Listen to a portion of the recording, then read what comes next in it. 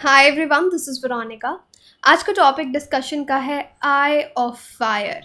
ये आई of fire क्या है? रिसेंटली आपने देखा गल्फ ऑफ मैक्सिको में कितनी ज़्यादा आग लगी, जिसको ऑलमोस्ट 5 घंटे लग गए बुझाने में। तो इसके बारे में डिटेल में जानेंगे। आपकी कोई भी क्वेरी हो आप मुझसे कनेक्ट कर सकते हैं, because I feel together we can make a huge difference. चाहे फेसबुक पे, इंस्टाग्राम पे या टेलीग्राम पे। PDF जो है वो आपको सिर्फ और सिर्फ मेरे टेलीग्राम चैनल पे ही मिलेगा।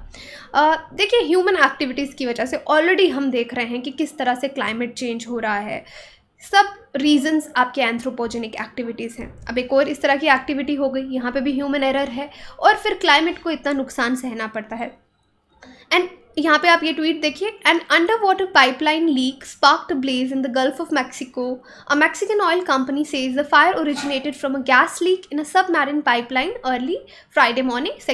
ये 2 जुलाई की बात हो रही है यहाँ पे। यानी एक अंडर वाटर पाइपलाइन थी गैस की, जो कि लीक हो गई, वहाँ पे स्पार्किंग हो गई। एक्चुअली इसका टर्बो इंजन जो था वो थोड़ा सा ख़राब हो गया, क्योंकि उस एरिया में मौसम ख़राब हो रहा था। हैवी रेन्स की वजह से, स्टॉर्म्स की वजह से मशीनरी में प्रॉब्लम आ गई और वहाँ पे आग लग गई।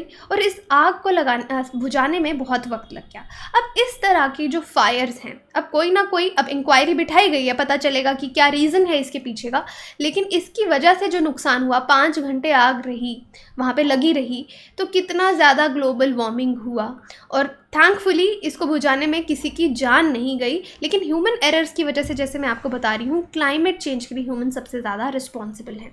अब इस इशू के बारे में बात करें, ये जो आग है ये ओशन के सरफेस पे लगी। तो इस तरह का पिक्चर आप देख सकते हैं, ये आग लगी हुई है। आई ऑफ फायर इसको इसलिए कहा जा रहा है जैसे अर्थ से बीच में से मॉल्टन लावा निकलता है, तो ये उस तरीके का लग रहा है कुछ, इसलिए इसको आई ऑफ फायर कहा गया।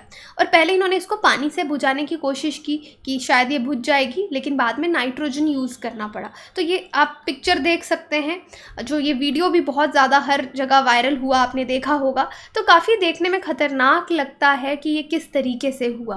अब यहाँ पे ये जो कंपनी है, स्टेट ऑयल कंपनी है बेसिकली।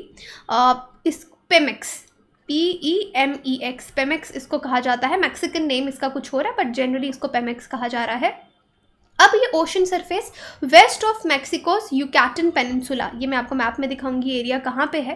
और फाइनली यहाँ पे ब्लेम ये कंपनी कर रही है कि एक गैस लीक हो गया है अंडर वाटर पाइपलाइन में, जिस वजह से ये आग लगी। ऑरेंज फ्लेम्स आपको उड़ते हुए नजर आए, आई फ्लेम, इसको आई ऑफ फायर इसलिए कहा गया। अब मैक्सिको आप यहाँ पे देख सकते हैं, ये आपका गल्फ ऑफ मैक्सिको है। और जो वेस्ट ऑफ यूकैटन पेनिनसुला कहा जा रहा है, इस एरिया की यहाँ पे बात हो रही है जहाँ पे ये आग लगी। तो मैप में आई होप ये आपको पूरी तरीके से क्लियर है। अब बहुत सारे जर्नलिस्ट और पब्लिकेशंस जो मैक्सिको के हैं, वो इस पूरे क्लिप्स को शेयर कर रहे थे। और जैसे मैंने कहा, नाइट्रोजन एंड में यूज़ करना पड़ा फ्लेम्स को कंट्रोल करने के लिए। तो ये वीडियो आप यहाँ पे देख सकते हैं। अब बहुत जगह आपने देखा होगा कि आई ऑफ फायर के बीच में एक आंख की तरह आपको दिख रहा है कि फायर निकल रही है, कितनी आग लगी है। ऑल दो कंपनी ने कहा है कि यहाँ पे ऑयल स्पिल्स नहीं हुए हैं, लेकिन देन ये आग किस वजह से लगी है और कितना बायोडाइवर्सिटी को यहाँ पे नुकसान हुआ होगा इस एरिया में, जितने एनिमल्स हैं, प्लांट्स हैं, फ्लोरा फाउना है इस एरिया का, तो कितना ज़्यादा ग्लोबल वार्मिंग हुआ है। तो आप समझ सकते हैं कि अब इस कंपनी की एक्चुअली हिस्ट्री भी कुछ ऐसी रही है। बहुत ज़्यादा इंसिडेंट्स यहाँ पे होते रहते हैं। फायर का कॉज जो है, स्टेट ओन्ड कंपनी, ये देखिए, ये इसका पूरा नाम है पेट्रोलियोस मैक्सिकानोस या पेमेक्स। और र्यूटर्स ने कहा कि पाइपलाइन एक बड़े प्लेटफॉर्म से कनेक्ट करती है, इनका फ्लैगशिप प्लेटफॉर्म है कुमलुबज़ैप ऑयल डेवलपमेंट, जो पेमेक्स का फ्लैगशिप है, वहाँ उसके साथ जो पाइप कनेक्ट करती है वहाँ पे आग लगी है। कोई भी इंजरीज़ यहाँ पे नहीं हुई। अगर आप देखेंगे 2 जुलाई को 5:15 AM लोकल टाइम पे ये आग लगी और 10:30 AM तक इसको बुझाया गया। ऑलमोस्ट 5 घंटे लग गए।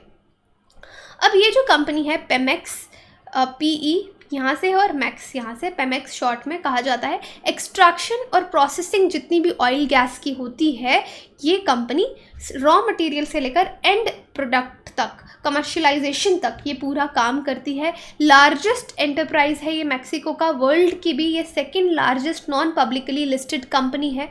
अगर टोटल मार्केट वैल्यू इसको देखें, उसके बाद बहुत ज़्यादा बैरल्स जो हैं क्रूड ऑयल के ये प्रोड्यूस करती है। नेचुरल गैस पर डे अगर आप देखेंगे तो इसके प्रोडक्ट्स किस तरह के हैं, जैसे petrochemicals, natural gas, liquid gas, sulphur, gasoline, kerosene, diesel, इन सब पे ये काम करती है। अब कंपनी ने कहा है कि वो इन्वेस्टिगेट करेगी कि आग लगने का रीज़न क्या है, लेकिन जिस तरह से मैंने आपको बताया पेमेक्स का एक लॉन्ग रिकॉर्ड है कि मेजर इंडस्ट्रियल एक्सीडेंट्स यहाँ पे होते रहते हैं इसकी डिफरेंट यूनिट्स में। इस टाइम पे भी जब यहाँ पे आग लगी तो इन्होंने 12 इंच जो डायमीटर की पाइप है उसको शट डाउन कर दिया। उसके बाद देखिए एंजल कैरिजेल्स, ये head of Mexico's oil safety regulator है, इन्होंने ट्विटर पे लिखा कि कोई भी स्पिल, जैसे ऑयल स्पिल हो जाता है ना पानी में, वो उसके साथ मिक्स नहीं होगा, उस पर आग लगेगी। तो इन्होंने बोला कि कोई भी ऑयल स्पिल नहीं हुआ है, लेकिन उन्होंने ये एक्सप्लेन नहीं किया अगर ऑयल स्पिल नहीं था तो वाटर के सरफेस पे इतनी आग कैसे लगी थी। तो इस पर खैर पूरा इन्वेस्टिगेशन अभी होगा। कूमलूब ज़ैप जो है ये पेमेक्स का biggest oil crude oil producer है। 40% of its nearly 1.7 million barrels जो डेली आउटपुट है उसका यहाँ पे होता है कूमलूब ज़ैप का। ये इसका बिगेस्ट क्रूड ऑयल प्रोड्यूसर है।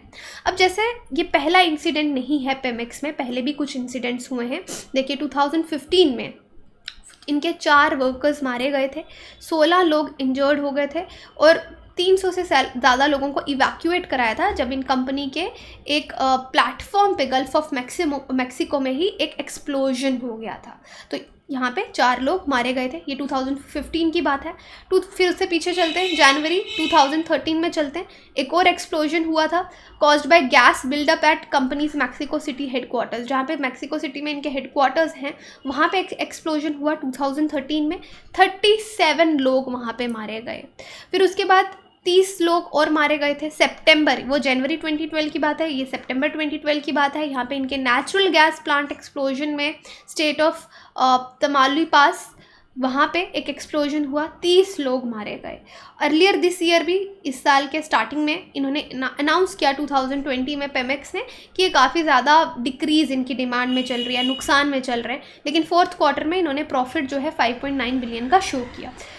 पेमेक्स पे लार्जेस्ट डेट है अभी तक का मेजर ऑयल प्रोडक्शन कंपनीज में, $114 बिलियन का, ये ब्लूमबर्ग ऐसा रिपोर्ट करता है। तो कंपनी डेट में भी है और ऑलरेडी इसकी हिस्ट्री भी इस तरह की है, तो डेफिनेटली वहाँ की गवर्नमेंट को कुछ एक्शन लेना चाहिए और इनफैक्ट इंटरनेशनल लेवल पे भी इस पर आवाज़ उठानी चाहिए, क्योंकि इकोसिस्टम, इन्वायरमेंटलिस्ट और कंजर्वेशनिस्ट को स्पेशली कि कितना इन्वायरमेंट ये लोग ख़राब कर रहे हैं।